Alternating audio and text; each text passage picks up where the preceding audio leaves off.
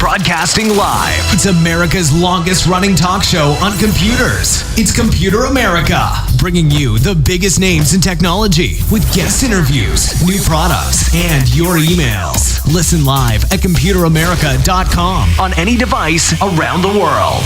Email the show at live@computeramerica.com or find us on social media.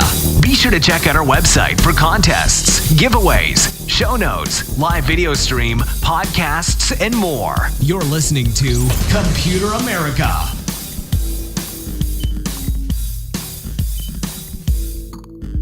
Hello and welcome into the Computer America Show. We are the nation's longest running and nationally syndicated radio talk show on computers and technology. Thank you for joining us. I'm your host, Ben Crossman, and everyone out there, hey, I hope you're having a great week. Today on the show, we have an entire show dedicated to computer and technology news. Luckily, we've only found about 20 stories here that we need to cover.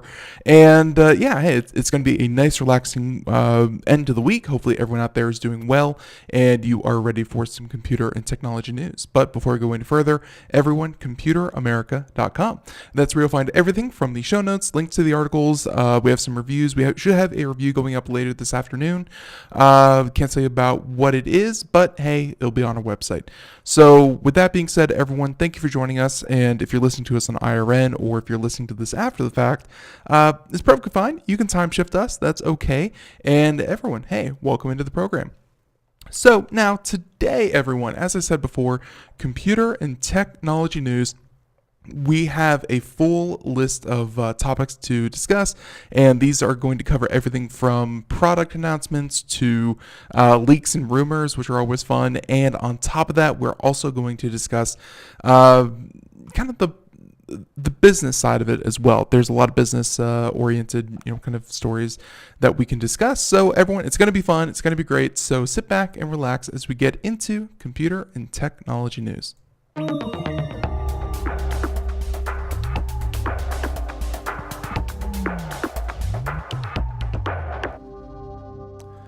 So you may have heard about this one. This happened yesterday. Well, the story broke actually yesterday, and you can, of course, you might have seen it. But this is one, even though we're a radio program, we're highly going to encourage you to check out the live video stream over at twitch.tv/Computer America. But everyone, you're going to want to see the picture on this. If not, go Google it later.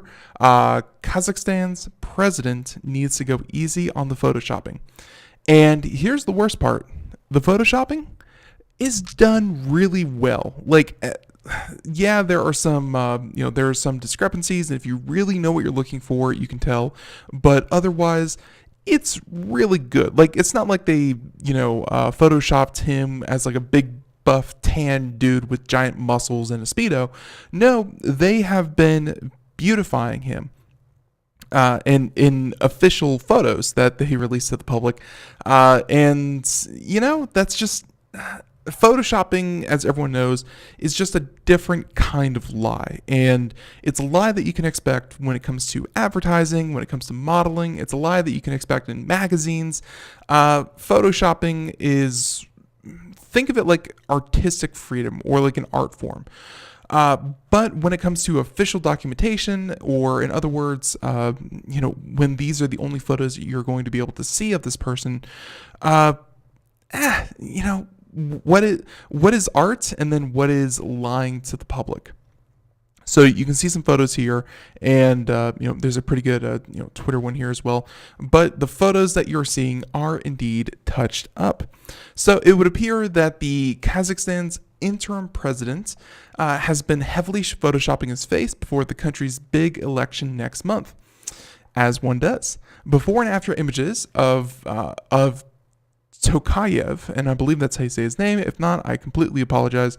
But they said that, and by the way, this was compared by Radio Free Europe, Radio Liberty, and you can see the before and after pictures here, right there on the screen.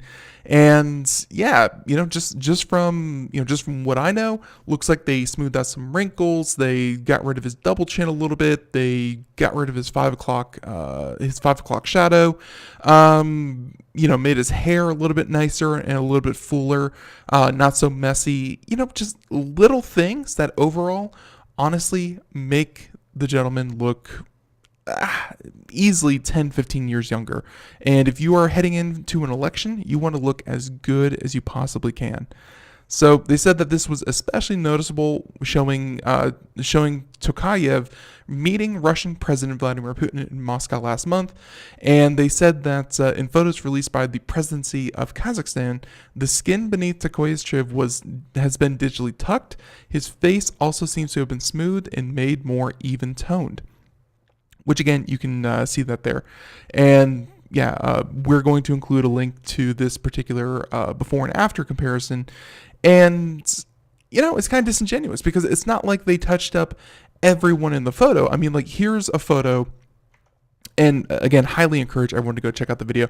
So here's a photo of, of the interim president meeting with someone, and the after photo, like the other gentleman, nothing ever gets touched. It's not like they're doing this for everyone in the photo. No, instead, they are doing this, they're only doing this for the president of Kazakhstan. Very, very disingenuous.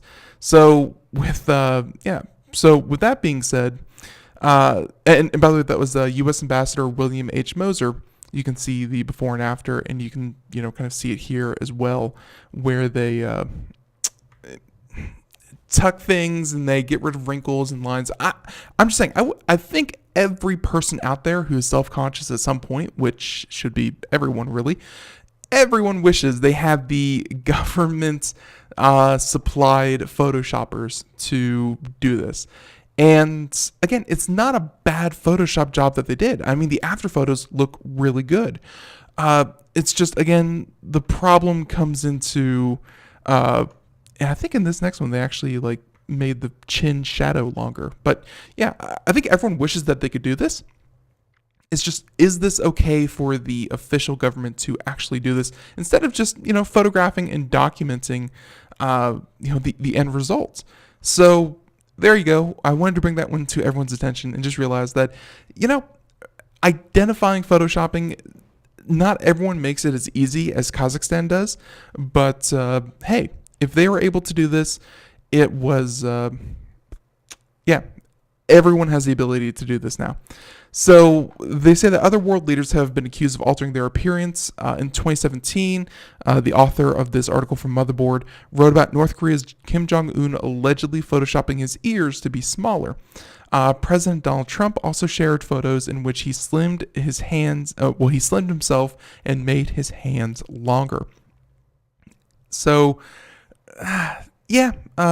it's pretty crazy. So a few years ago, we performed small-scale unpublished study by randomly downloading more than 100,000 images from Flickr and running existing forensic analysis algorithm on them, and saying that more than half of those images were likely to have been edited in a certain way. And even beyond editing, if you want to go check out, let's say, Instagram. And by the way, Computer America now has an Instagram account. Everyone go follow us. It should be computer_America at Instagram. And hey, give us a follow. But on top of that, whenever we upload photos, it's very easy to do a subtle kind of photoshopping, and they're called filters. Filters are kind of automated photoshopping that everyone does, and it couldn't be simpler. So in a time when we have discussed, just last week we were talking about the implications of social media, whether it's a good thing or a bad thing. Well, when you can't trust your own eyes, when you can't trust that what you're seeing is actually reality, when it's telling you it is, it's just another step to kind of say, hey, don't think that every 50-year-old out there has perfectly flawless skin like a newborn baby. No, Photoshopping exists, and it's used heavily in a lot of different situations. So there you have it. Okay, enough about the president of Kazakhstan and his photoshopping skills, which again are quite impressive. Let's go ahead and how about something a little bit lighthearted. Now, and saying, is that you? No. Okay, so now this next one, check this one out. It's pretty darn funny because there's something oddly out of touch that corporations try to do with their online communities, especially when it comes to gaming, because it's heavily male dominated. It skews to certain genders, and homophobia is abound, racism is abound. You can say, hey, don't do that. And of course, you should implement guidelines to say that what is clearly acceptable and unacceptable, so that not so much that you can control the dialogue that happens within your community, but when the dialogue is violated, you move in with swift and appropriate action. So if you clearly state that your guidelines say that, hey, racism is bad, use of certain derogatory terms is unacceptable, and they find you and you get reported for that, hey, maybe you should take a 3-day ban. Maybe you should get a 2-week ban. Maybe your account should be suspended and you should lose everything that you have associated with that account. The point is, guidelines are good. They tell us what is coming if we choose to ignore it, but they really don't at the end of the day. They don't mandate or they don't recommend how you talk. It's just what you shouldn't do, not what you should do. Which is why I find it particularly wholesome that Microsoft is trying to do exactly the opposite. Xbox has new guidelines on how to talk trash without getting banned. That's right. And I'm saying Microsoft's new community standards say that Xbox gamers should trash talk by saying, that was some serious potato aim, get wrecked. Period. End of sentence. End of trash talk. And honestly, as someone who's played video games for a long time, and especially online community-driven games, no one talks like that. Like, you could probably remove a few choice words and you might get a sentence that looks like that, but that's not really how people talk. So saying that looking for some sick burns to throw out to other players on Xbox Live, ? This is again an article from Motherboard saying that Microsoft's got you covered. In its new community standards published this week, the company got some examples of acceptable trash talk, including gems like, and this is a quote from the recently published community standards, quote, "Get destroyed. Can't believe you thought you were on my level. That was some serious potato aim. Get wrecked. Only reason you went positive was because you spent all game camping. Try again, kid. Cheap win. Come at me when you can actually drive without running cars off the road. That sucked. Get good and then come back when your KD's over 1. Yeah, and it's, don't get me wrong, it's decent. Like, when it comes to actual trash talk, like, it's, the message is there. Get good, you got wrecked, that kind of thing. But then they just deleted all the bad words, which I guess is kind of okay. Again, guidelines community standards aren't really there to tell you what to say. It's what not to say. So I can see where they're coming from. It's just, I think putting examples out there, it's hard to take them seriously. So they said that on a subreddit last week. Microsoft added them to the website on Tuesday. As funny as it is for Microsoft to lay out acceptable trash talk like potato aim, the new community guidelines take positive steps by explicitly banning sexual threats, profanity aimed at others, and racism. Which is great. Microsoft, if you're listening, I applaud you. This is exactly what you need. You need clear and easy to follow guidelines that say that, hey, using these words will get you banned and there will be repercussions for that. That's good. We definitely need that. Even a single harassing message could lead to a suspension, the standard states. They say that, and the article goes on to say, well, really what I just said, clear, concise guidelines regarding player behavior are arguably much needed for Xbox Live, a place where players use pseudonym, gamer tags, often feel they can get away with racism, sexism, transphobic language, and more. With the new community standards, Microsoft is trying to set a clear line for when trash talk turns into harassment. So there you go. And, we're going to go ahead and stop there. But actually, one last line. For breaking the rules, players can expect consequences, but Microsoft is hesitant to call it punishment, saying we are not out to punish, but rather protect everyone's experience. So there you go. Probably a lot more bans and a lot more suspensions and things like that. But hey, the culture around video games needs to change, and if the companies behind them are going to have any kind of positive impact, they need to be clear about what can get people in trouble. And that goes for Twitch, that goes for anyone who runs an online server, that goes for Microsoft, Xbox, PlayStation, that goes for everyone. If something is unacceptable, don't let people find out about it after the fact. Lay it out there. So again, great to see. I like that. Okay, everyone, let's go ahead and move on to our next article. And remember how we were just talking about truth in advertising, photoshopping isn't real, and think of it like an art form, that kind of thing.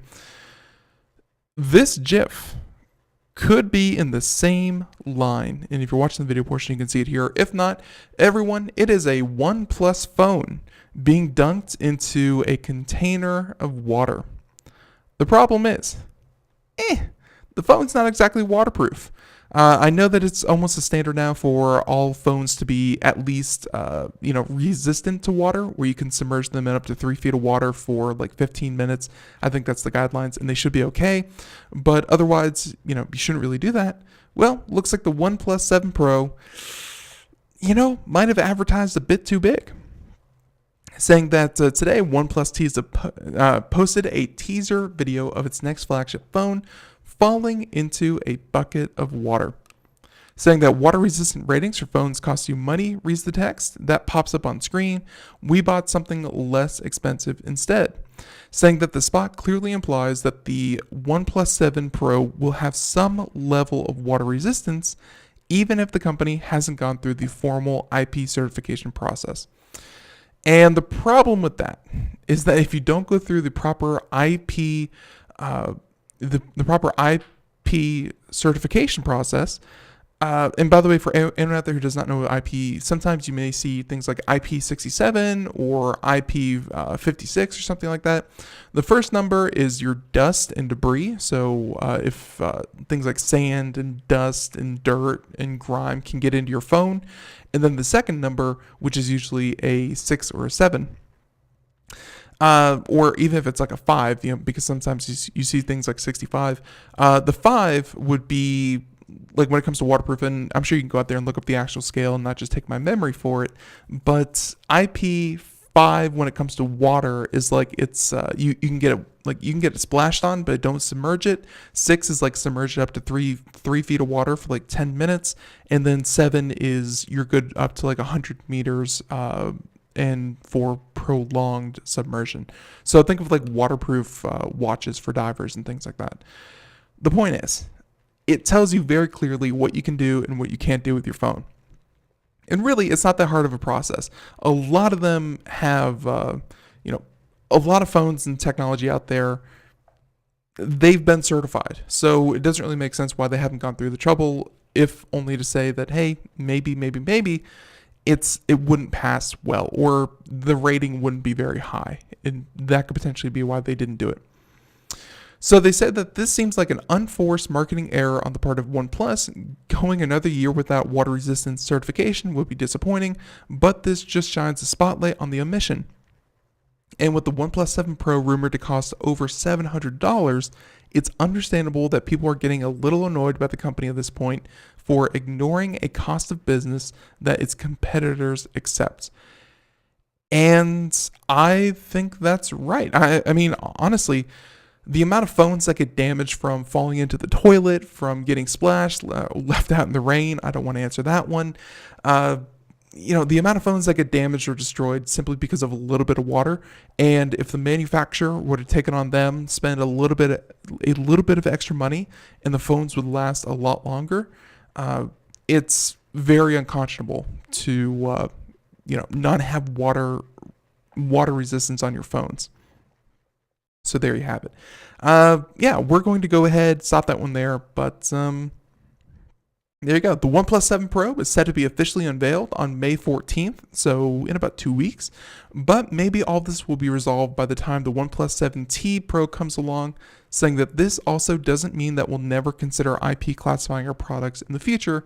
That was what the marketing director said of the wrote of the video. There you go. Yeah, I hope that they do. The only reason that, in my mind, that you would avoid it is that you don't think it would score very highly, and having no score might be just as bad or as bad as having a bad score. So it's a fine line that they're walking, but the OnePlus has always been kind of the budget flagship phone. So they're trying to keep the cost down, but at the same time, it's just not what the market's demanding right now. Okay, everyone. Next article number 5, if you're keeping track, let's go ahead and talk about, we have a few here. This one made pretty big news. Let's go ahead and talk about it. Tumblr. You may have heard about it. It's a social media platform. It's taken a tumble. Get it? Tumblr. Thank you. I know. Please, autographs after the show. Verizon is looking to sell Tumblr after squandering its potential. Ain't that the truth? So Verizon is looking, so of course, like Yahoo before it, Verizon never really put much into Tumblr. And you may remember Tumblr, they purchased Tumblr back then for like $3 billion or something like that. Yahoo owned it, and then they were selling off piecemeal because obviously Yahoo was being sold to Verizon, and therefore they they just kind of inherited Tumblr.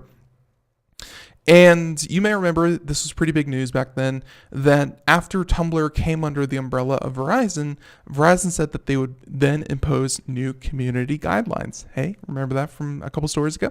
Well, the new community guidelines that Verizon clearly laid out were that, hey, no explicit content, no pornography, no nudity or anything like that, and any existing nudity that happened to be on the platform, all the existing stuff would go private. So they didn't outright delete it, but you couldn't share it and you couldn't view it if it wasn't yours.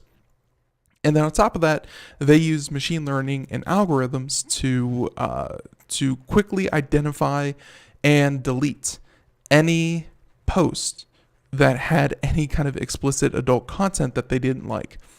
Now, obviously, I don't think a lot of people, not a lot of people out there, I don't want to say they didn't use Tumblr, but Tumblr had large communities, and if you weren't a part of a few of those communities, then Tumblr really didn't interest you all that much. Like, it was great for creating your own blog and sharing ideas and reblogging and reposting, things like that. But I feel like it didn't have kind of the mass appeal that, let's say, a Facebook or a Twitter would. They said that the platform hosts 465 million blogs and about 172 billion posts. And don't forget, those 172 billion posts can include reposts from one blog to another. The journal notes that the sale process is ongoing and might not result in any transactions. So at this point, Verizon is looking to unload Tumblr.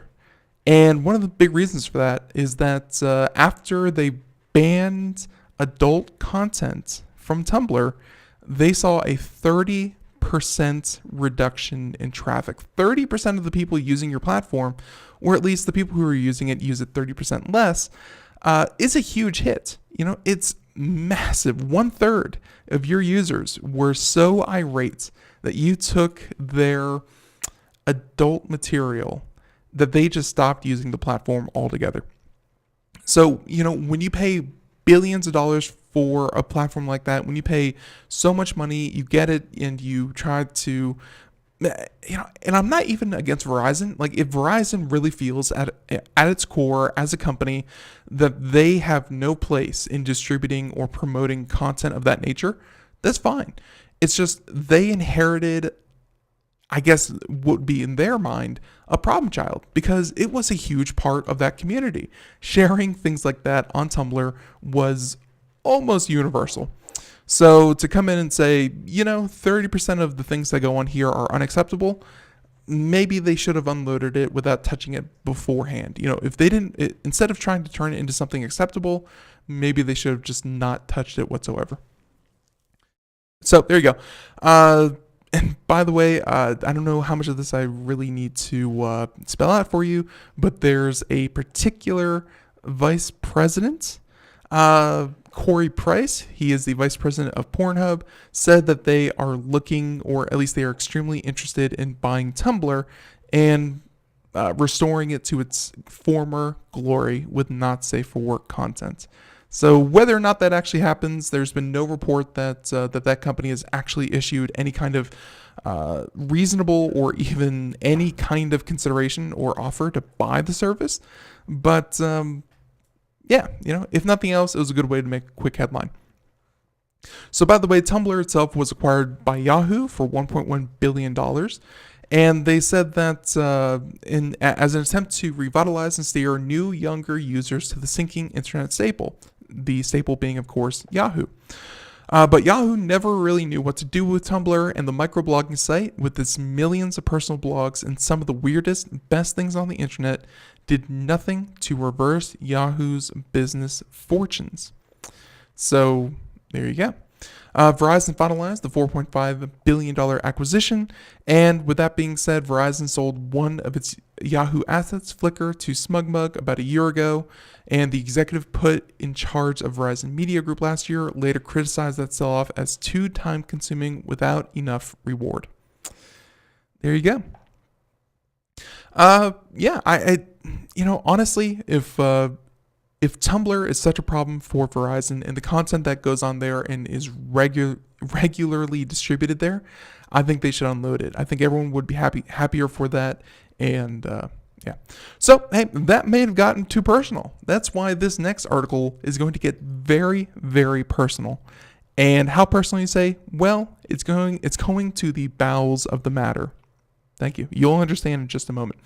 Everyone, when has this not happened to you? A man who, and by the way, this is coming to us from Business Insider, a man who accidentally swallowed his AirPod, found that it still worked after passing through his digestive system, saying, quote, the battery was still at 41%.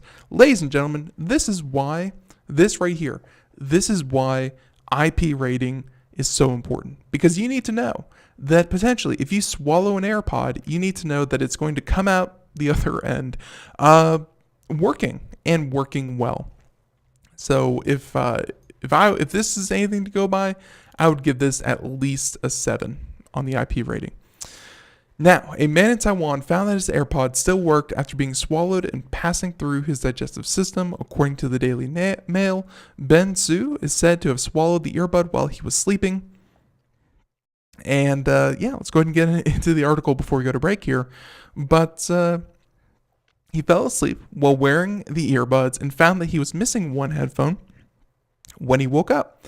He then used the Apple tracking feature to find it, which prompts a loose AirPod that's connected and within range to play a sound. He heard the beeping sound, but did not initially know where it was coming from. Saying, quote, I checked under my blanket and looked around, but he couldn't find it. Then he realized the sound was coming from my stomach.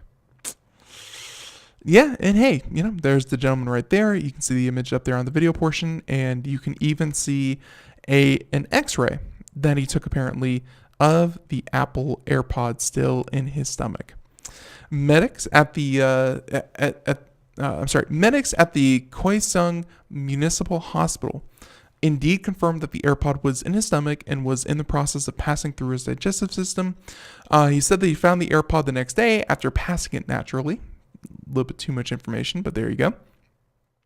The earbud was still intact and worked properly after he cleaned it and let it dry.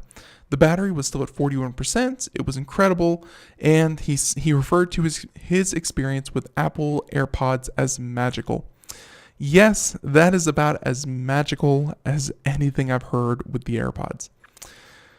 So, that they said that last thing here, a doctor who works in the hospital emergency room said that swallowing the AirPod did not harm him because he was not directly exposed to the device's battery.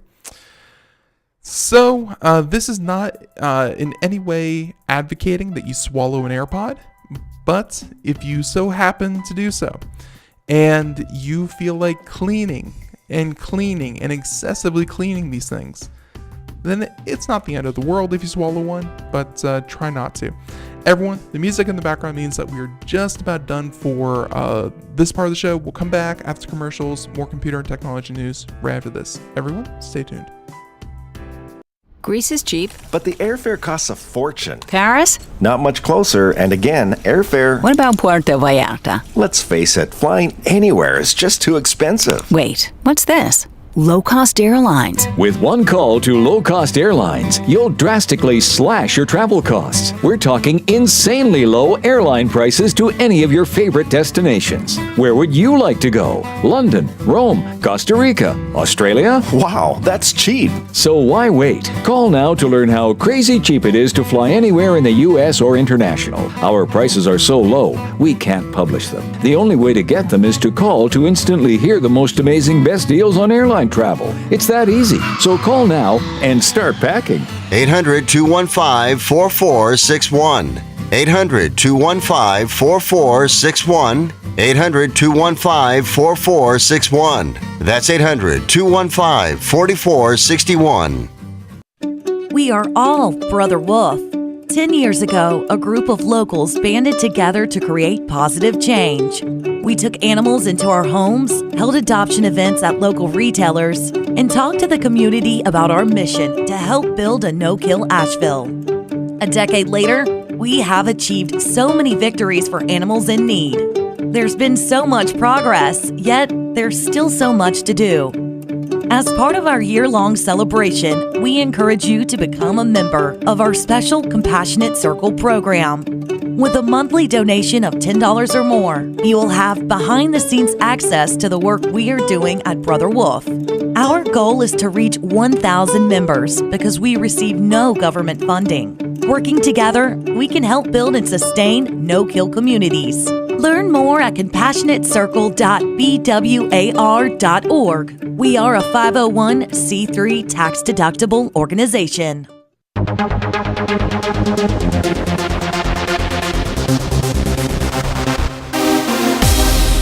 Welcome back to the Computer America Show. It is 32 minutes past the hour as we continue on here, and everyone out there, thank you for continuing on. If you missed any part of our show so far and you really want to know why we were just talking about why you should or should not swallow your AirPods, then check out the podcast version of the show.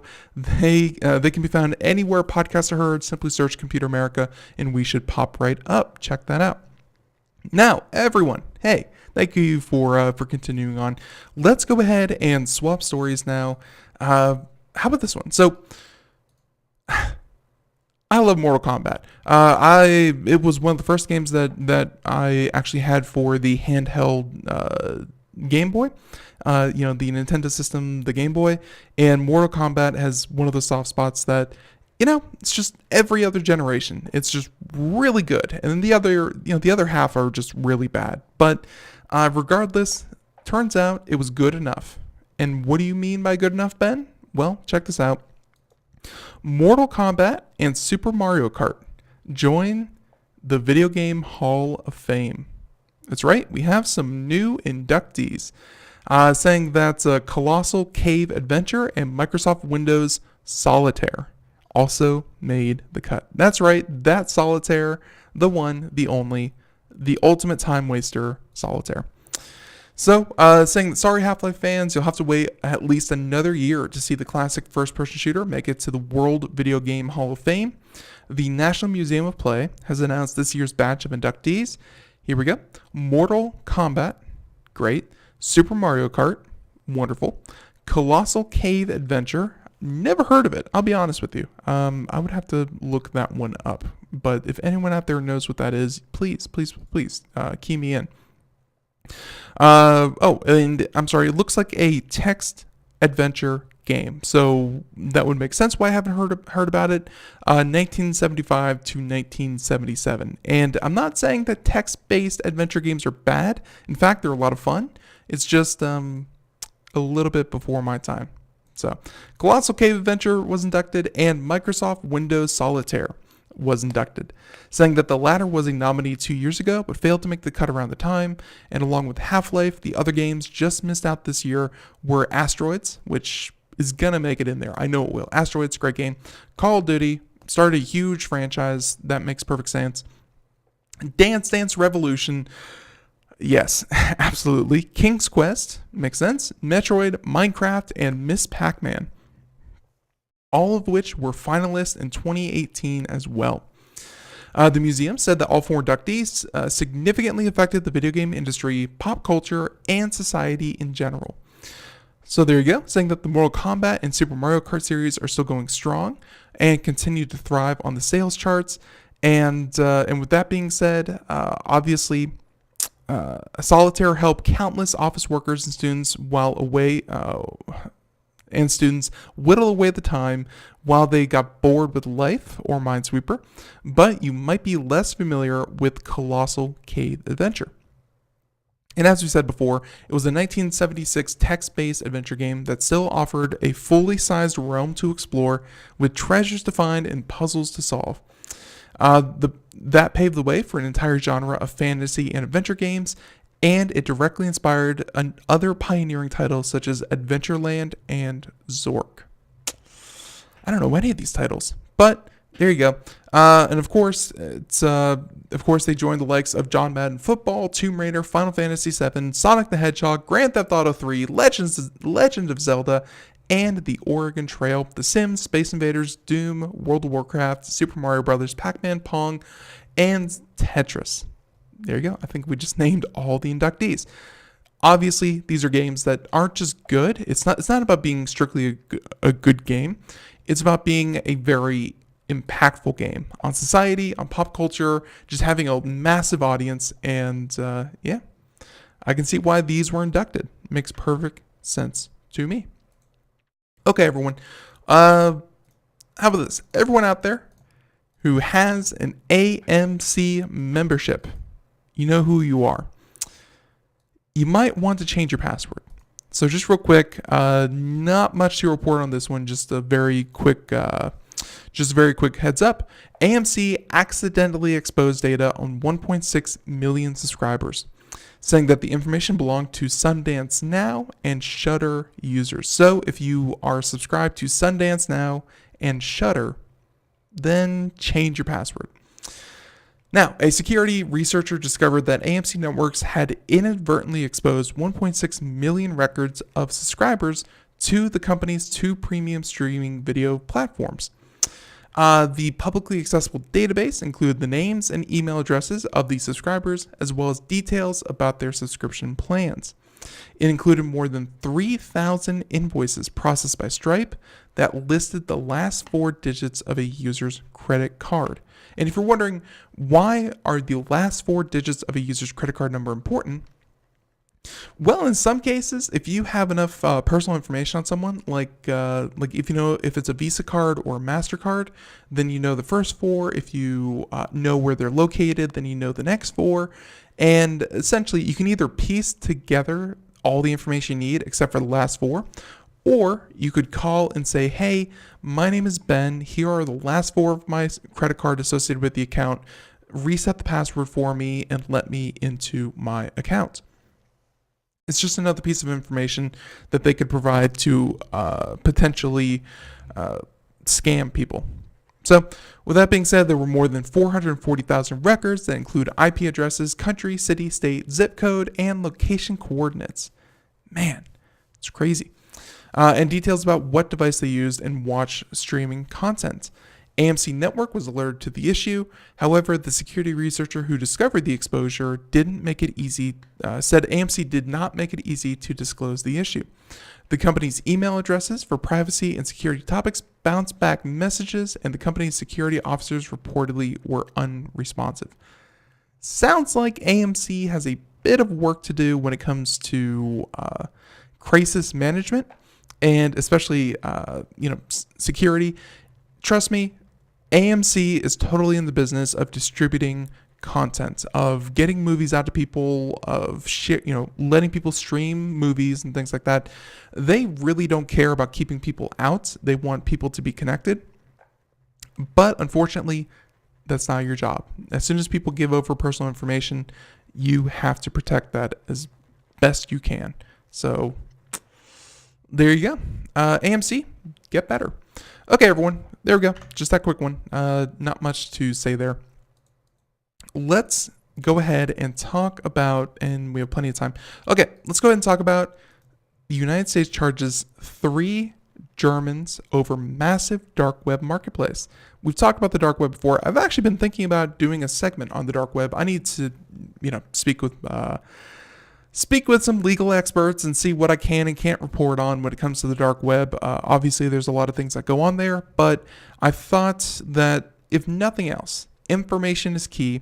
And if people knew exactly what the dark web was, if the dark web was not surrounded in darkness, but rather we explain things like the Tor browser or the Tor network, and we talked about how you could connect to it, and we talked about what it is, how it's used, why use this as opposed to that.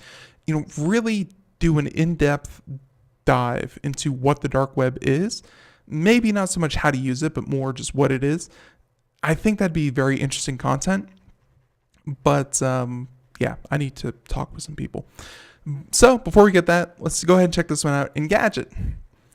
John Fingus, U.S. charges 3 Germans over massive dark web marketplace, saying that Wall Street market was easily eclipsed other digital black markets.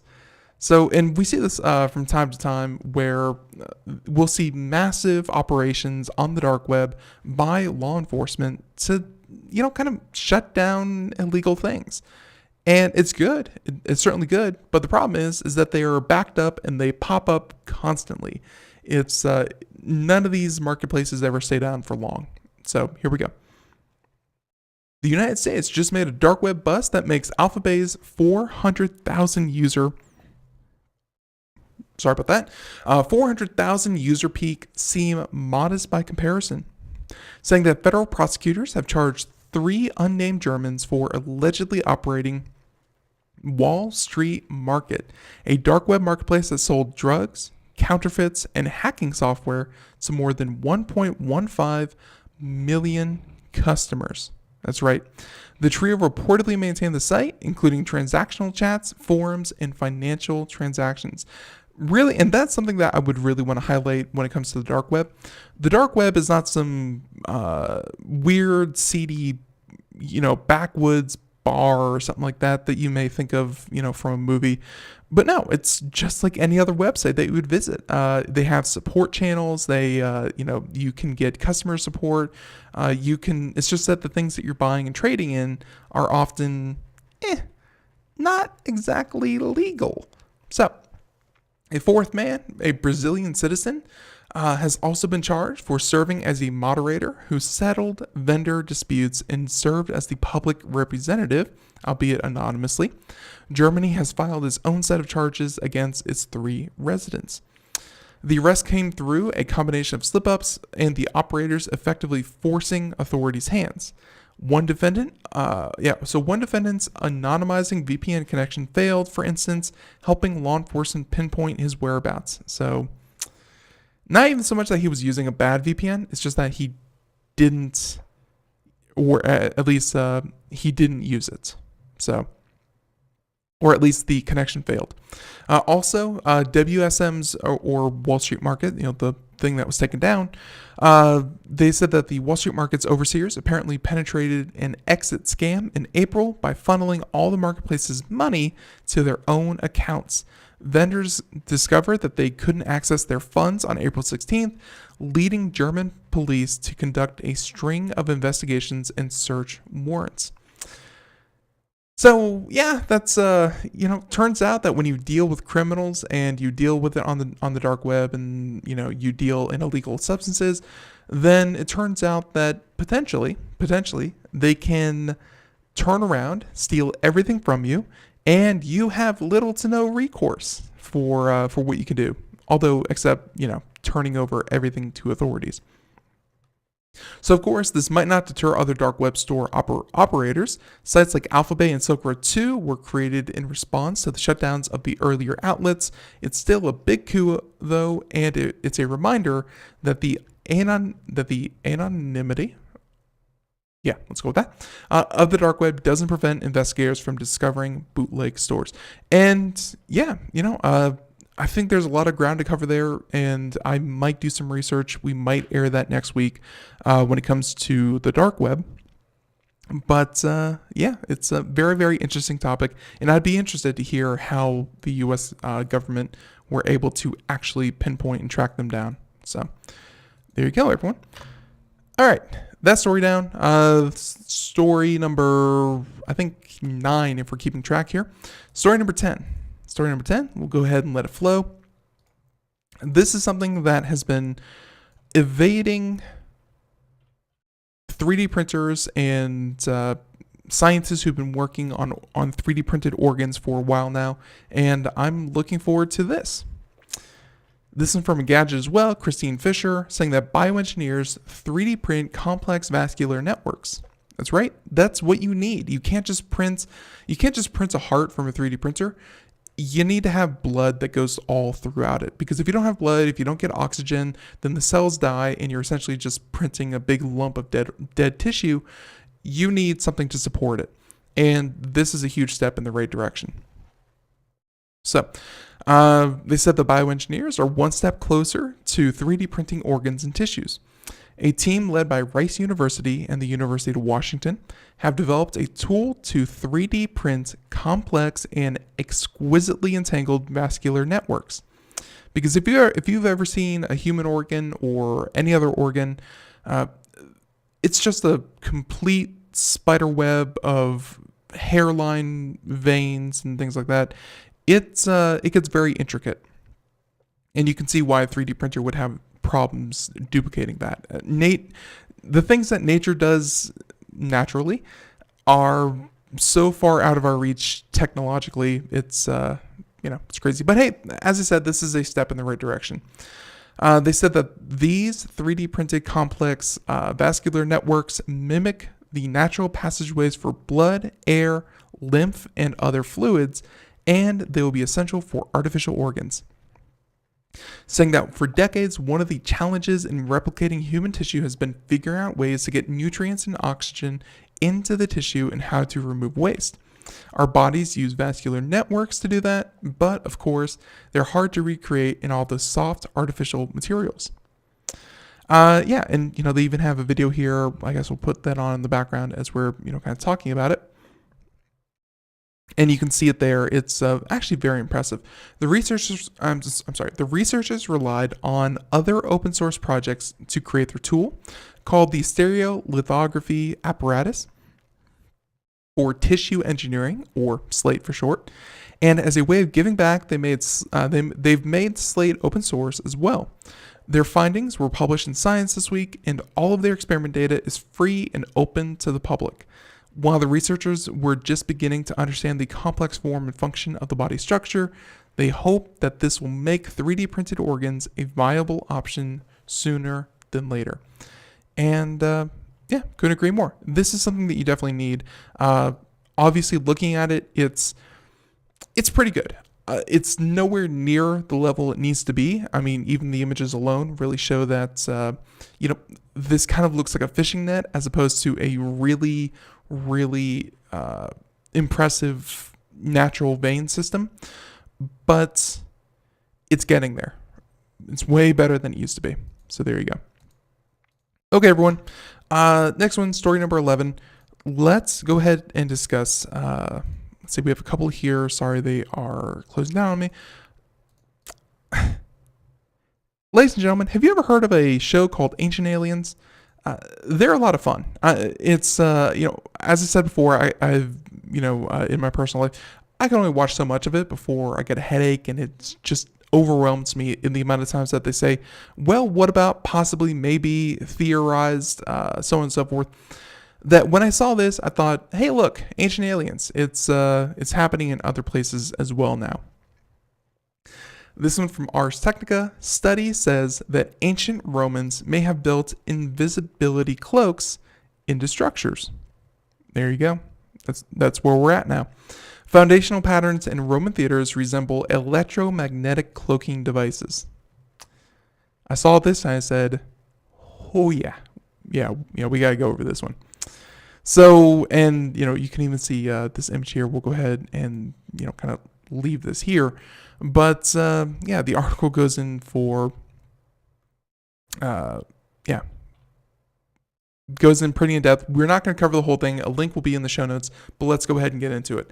Scientists are hard at work developing real-world invisibility cloaks thanks to a special class of exotic man-made metamaterials. Now, a team of French scientists has suggested in a recent preprint that the physics RXIV, that certain ancient Roman structures, like the famous Roman Colosseum, have very similar structural patterns, which may have protected them from damage from earthquakes over the millennia, which is pretty cool. Falling within the broader class of photonic band gap materials, a metamaterial is technically defined as any material whose microscopic structure can bend light in ways that doesn't normally bend. That property is called an index of refraction, i.e. the ratio between the speed of light in the vacuum and how fast the top of the light wave travels. There you go. Natural materials have a positive index of refraction. Certain man-made materials have a negative index of refraction, meaning that they interact with light in such a way as to bend light around them at very, very sharp angles, which is important when you see, let's say this, it's up here. This diagram here, if you're watching the video portion, just a natural material will just, it will just go through a straight line. And then if you bend something, you'll get these crazy lines. And in between these crazy lines, after it hits these objects, the refraction can, I guess, kind of quote unquote, make things invisible. So they said that's why these things make for good invisibility cloaks. Admittedly, we aren't there yet. The best I know of, the best that I've ever heard of, simply do it with radar, sonar, and electromagnetic waves. That's about the best I've ever seen. So I've never actually seen anything actually invisible. But here we go. Unlike Harry Potter's invisibility cloak, metamaterials really do exist, at least in the laboratory, but they are typically limited to specific wavelengths, such as here, microwaves, for example, or infrared lights, and even certain frequencies of sound waves. Getting them to work with visible light is a much tougher challenge, and So let's go ahead and skip down to this one. This is really the meat of it. It may also be possible to use metamaterials to lessen the damage caused to buildings and other infrastructure from earthquakes by redirecting so-called Rayleigh waves. The more shallow surface seismic waves that typically inflict the worst structural damage.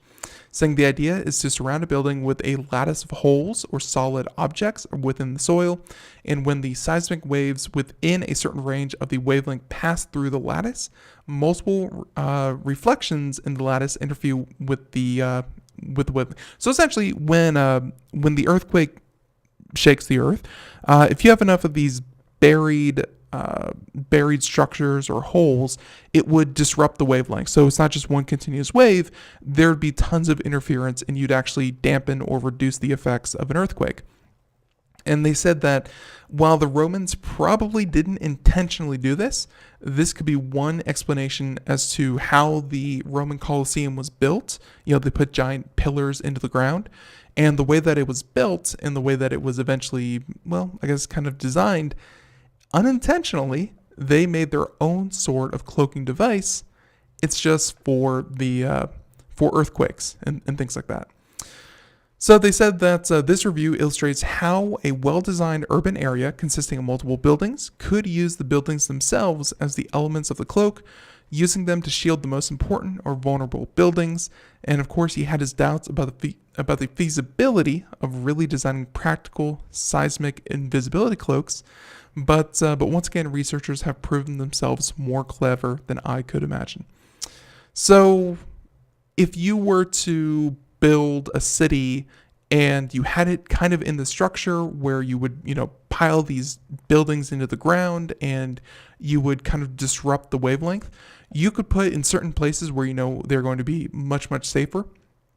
you could put things like hospitals or schools or other important infrastructure to your city, and the building themselves would then be able to mitigate the damage that your important buildings would really suffer from. So it's interesting, and this could lead to a new kind of way to build cities and urban infrastructure. So there you go. Not so much the invisibility cloak, I'm sure that all of you were hoping for, but it's a different kind of invisibility cloak. Everyone, we have time for just one more. Let's, obviously we are about to head into the weekend. I apologize. And if you are thinking about riding a scooter, I need you to be very, very careful because the numbers are in and they're scary. Although not so scary in so much as maybe you guys just really don't ride scooters well. Saying that head injuries, broken bones plague e-scooter users more as more data rolls in. Saying a 3-month period in Austin, Texas saw 20 injuries per 100,000 rides. Which honestly doesn't sound that bad. It's not that bad, but let's go ahead and get into it. Just real quick, and again, this is from Ars Technica, Jonathan Gitlin. If you are going on an e-scooter, you ought to wear a helmet. That's the main take-home from the message conducted by the Austin Public Health Department and the CDC published this week, saying that the data gathered this fall in Austin, Texas, found that in every 5,000 rides ended in an injury. That's right. And we even have the full PDF here. If you want to check that out, we'll include that in the show notes. And but yeah, so 1 in every 5,000 rides resulted in an injury. And in January, of course, the article said that they reported on a study from Los Angeles that found a high rate of head injuries, and of course, they also looked at scooter-related injuries as part of a 12-month course. 160 confirmed and 32 probable e-scooter related injuries were identified from these records. Of those injured, the overwhelming majority were scooter rider. Only 1 pedestrian and 1 cyclist were injured by an e-scooter. So at least the people who are riding e-scooters, at least you're just hurting yourselves, which is good. The researchers contacted 190 injured scooter riders and were able to interview 125 of them for the study to gain a better insight. Just over half of the injured riders were male, and just under half were aged 18 to 29, which honestly probably just says more about the people who ride them more so than the people who are actually injured by them. So, the demographic of male and 18 to 29, those are probably the people who are using these things the most. The study actually discovered a higher rate of head injuries compared to the LA study, 48% in total, but multiple injuries were common. 70% also suffered injuries of upper limbs and 55% to lower limbs. More than a third broke a bone and 19% broke more than 1 bone, not counting finger or toe fractures. So everyone, the full study can be found at our website, computeramerica.com. We'll include a link. But overall, everyone, wear a helmet, be safe. Scooters are not the end-all, be-all of safety equipment. And trust me, as someone who grew up on a Razor scooter, you can lose control of them very, very quickly. And those things didn't even have motors in them. No, it was just foot-powered, and you could burn your heel when you use the friction brake. But everyone, there you go. We are about flat out of time. I want to thank you so much for joining us here on Computer America. It's been a lot of fun, and obviously, hey, we hope you had a good week. Everyone, let's see. So what's happening? So this weekend, go see a movie, go do something fun. If you haven't seen The Avengers yet and it hasn't been spoiled for you, please go check that out. It's I'm not sure where it's at the box office. Let's see, Endgame box office. So let's see, the Endgame is currently looking at, let's see, looks like it's made about 121 million globally on Thursday, 1.7 billion worldwide, and overall it looks to attract more repeat business. Newcomers who were waiting for the sidelines until now. Everyone, you might be able to push it over. But until then, until next week we have a full list of shows, Monday through Friday, 4 p.m. to 5 p.m. Eastern. Everyone, have a great day. Thank you so much for tuning in, and be sure to catch us next week. Follow us on Facebook, follow us on Twitter, follow us on Instagram, everyone, and of course, check out computeramerica.com. Until next time, have a great day. Thank you so much. Bye, everyone.